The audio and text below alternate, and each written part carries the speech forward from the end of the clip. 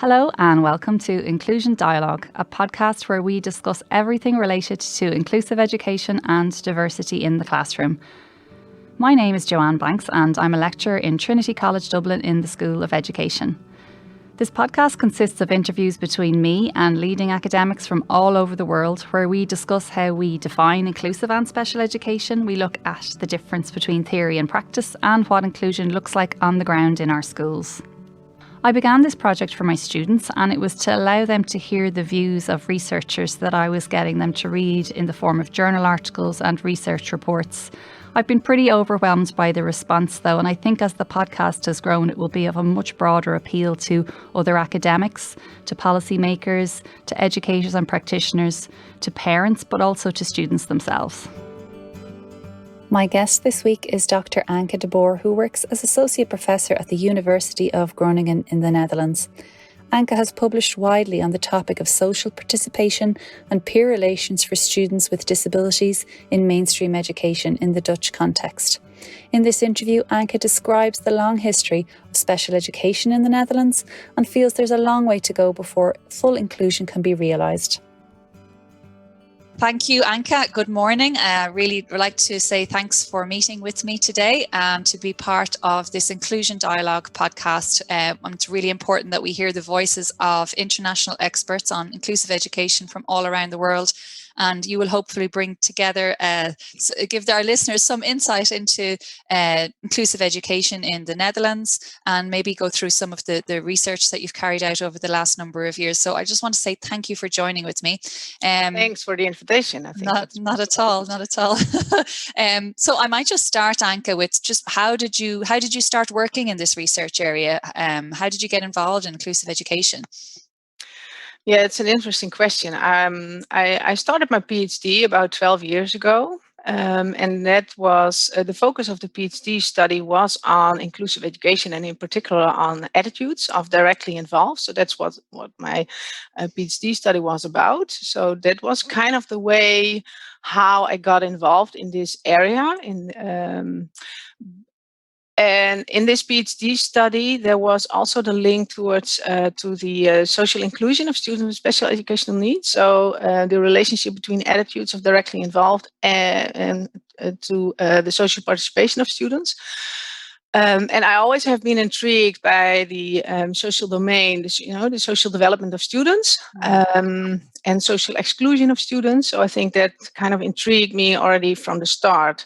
And the combination of this more environmental perspective on the social participation, that was, well, already from the beginning, very interesting for me. So that's kind of how it all started. And I'm still here. So it must be something got you. But can I just ask, for those people maybe who aren't familiar with the term social participation, what do you mean by that? What does social participation mean? Well, it's kind of a difficult term to explain, but what we use very much in our research is four main themes. This is based on a literature study of my former colleague Marloes Koster. They conducted a literature study and they came up with four main themes. It's about interaction with peers. It's about having friendships with peers, with classmates. It's about peer acceptance.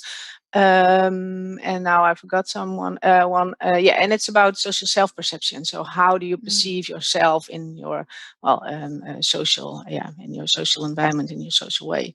So those four main key themes we mainly use in our research, and sometimes we focus on one of them and sometimes we focus on all four of them. And do you measure them with like psychometric measures in order to access the quality of relations? Yeah. Okay. We mainly do this, but for the self-perception, you can imagine that this is quite difficult.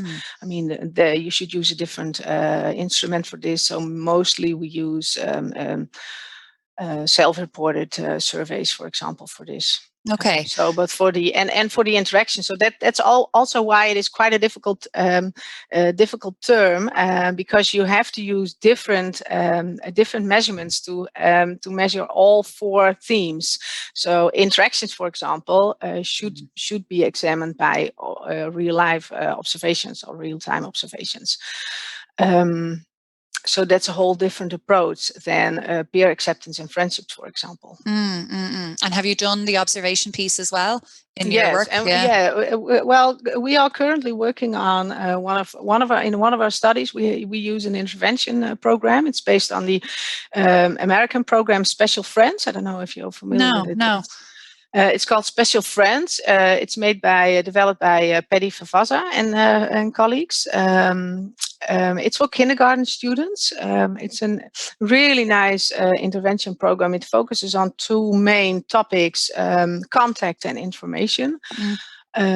So based on giving kindergarten students information about disabilities, we use storybooks for this, digital storybooks we use for it. So we have several digital storybooks. The teacher tells or shows the story. And then they have a structured discussion about the book, about the story, etc. So by means of these books, students are kind of exposed to more, or they gain more knowledge. At least that's what we hope.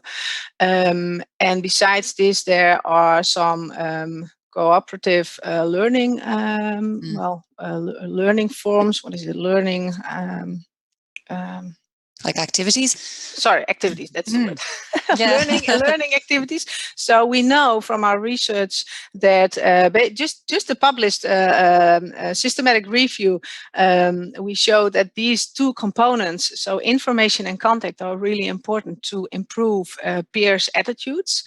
So these components are have a very prominent place in this intervention program, and it's for kindergarten students. And it's a kindergarten, so it's right at the beginning of their school career, it's right at the beginning, yeah. So in this study, we use sociometric data, but also real-life observations during leisure time, so outside, but also observation. We also have done some observations during these cooperative learning activities. Brilliant. So, but we are still working on the analysis, so I can't say much about the outcomes. But the teachers were very positive about this program and about the implementation of the program. So, oh God, I look forward to those findings coming out. It's really nice. Yeah, it's really good work. And can I ask, just overall, what have you found? And this is probably not surprising to people, but what are the findings around peer interactions and social participation, for example, between students with and without disabilities in mainstream education? Well, worldwide, I think we find similar results, meaning that students with special educational needs, they have less interactions with peers without disabilities. They have less friendships. They are less accepted. And their social self-perception is also less compared to typically developing students. So that is an outcome which is found in many other studies. We found it in our samples, in our Dutch population, but also in other countries. We kind of find every time again and again the same results. When you take a look at the numbers, we can say that it's about a quarter of the students with special educational needs in regular schools who are not accepted and who don't have friendships, etc. Okay. So it's about a quarter of the students. And have you been able to refine that by disability type or category or behavior or school context, or are there other variables that impact on those findings? Yes, of course. Yes, of course it is. So it's a good question. Yeah, we know that especially students with social, emotional, and behavioral difficulties, they have most difficulties. So they have. We know that peers, and I think it's also not. Surprisingly, I mean, we all can imagine that students with behavior problems, they might disturb the classroom climate. They might disturb in how they behave, their contact with others. So in a way, it is.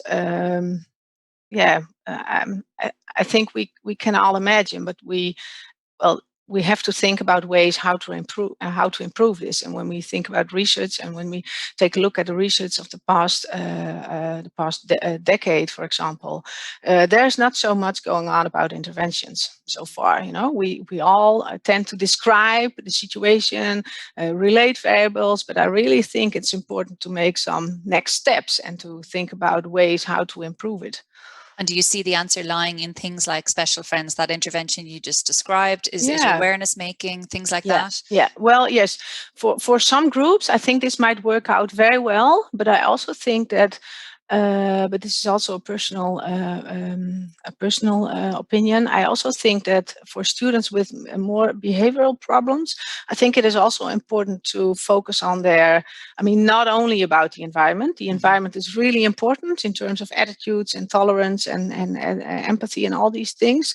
But I also think that, well, we shouldn't forget the way they behave and things they find difficult. So maybe a combination would be a good idea as well. So be a combination of something with the peers, but also something with the students themselves, like social skills training, etc. But we also know that only focus only on social skills also not works with these students. So you mean the academic plays a role, the academic ability plays a role too, or? Well, yeah, in a way, I think that also plays a role. I have to admit that we did not focus a lot on these topics, so I'm not really familiar with the relationship between the academic outcomes of students or the academic capacities, cognitive capacities of students in relation to their social participation. We know that this relationship exists. We know that there is a link between them.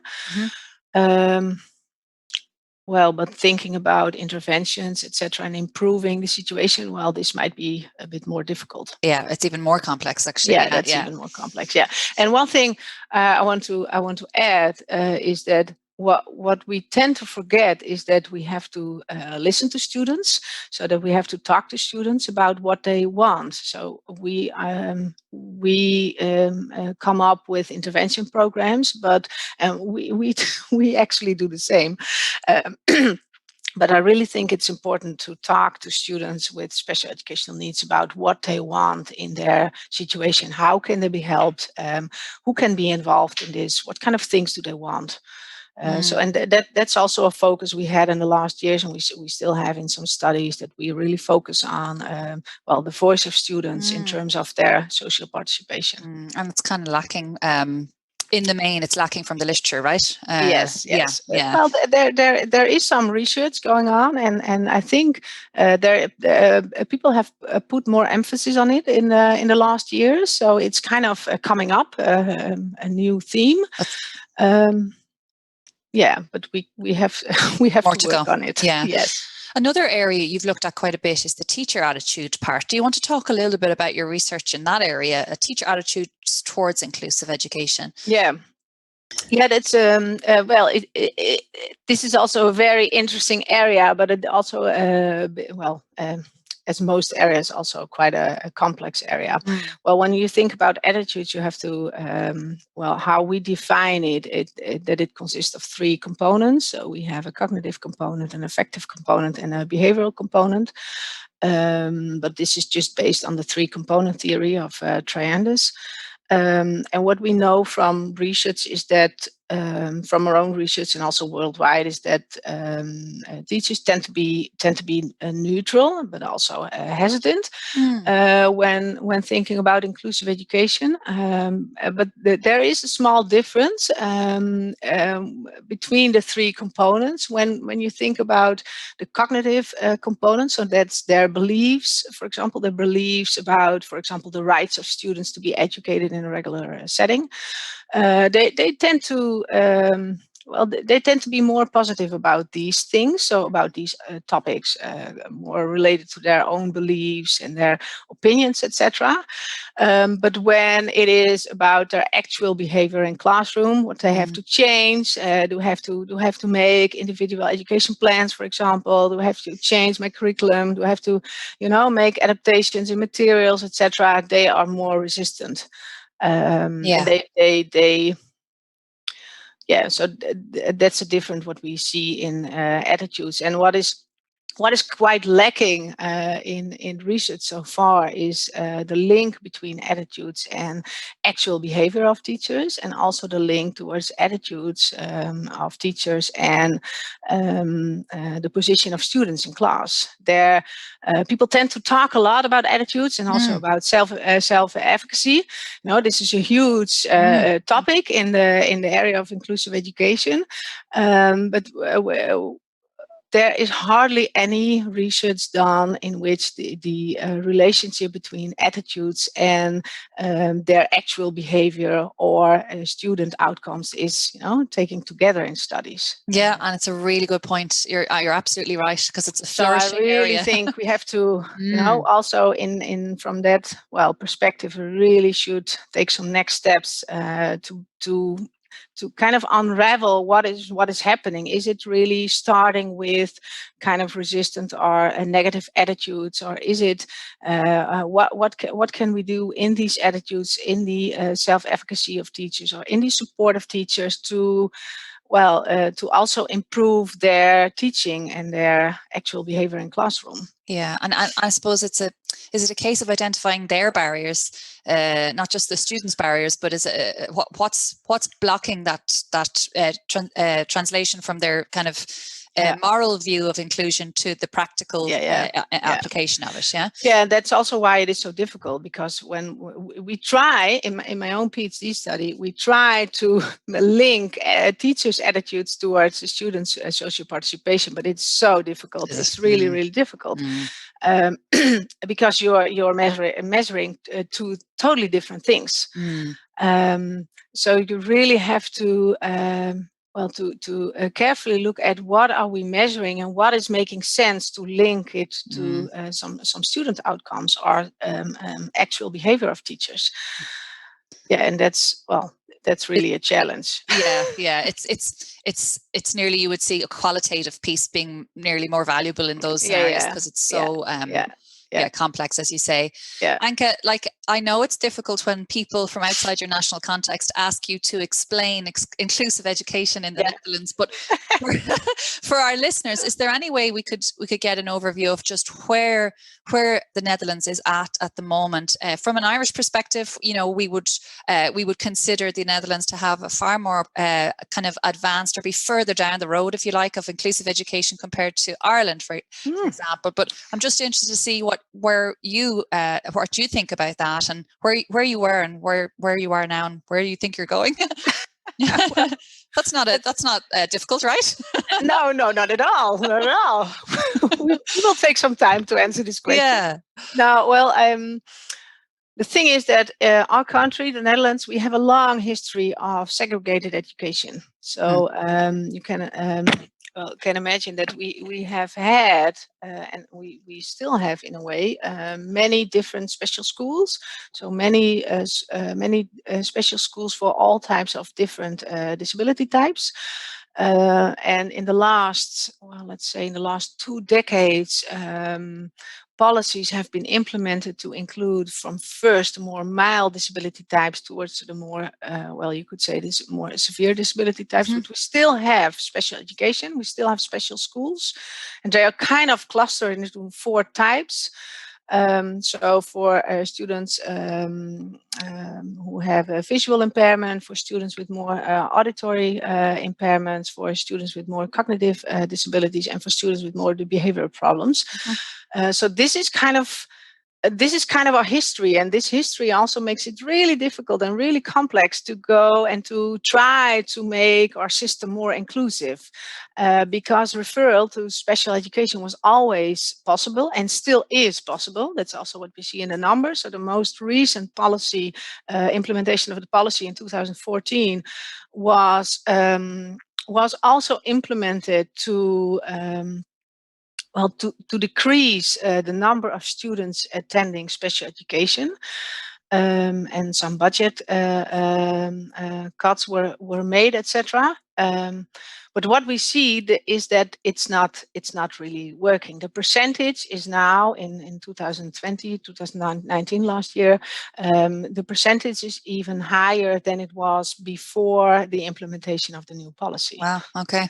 Yeah, so it's still about 5%, 5.5% in primary and in secondary school. So that's still the percentage we have in special education. So we have a long history with segregated education, and this makes it really difficult to go more towards inclusive education. But there will be some steps taken. We as the Netherlands, we also ratified the UN Convention on the rights of people with disabilities. So we have to work on it. So that's that's what we stand for.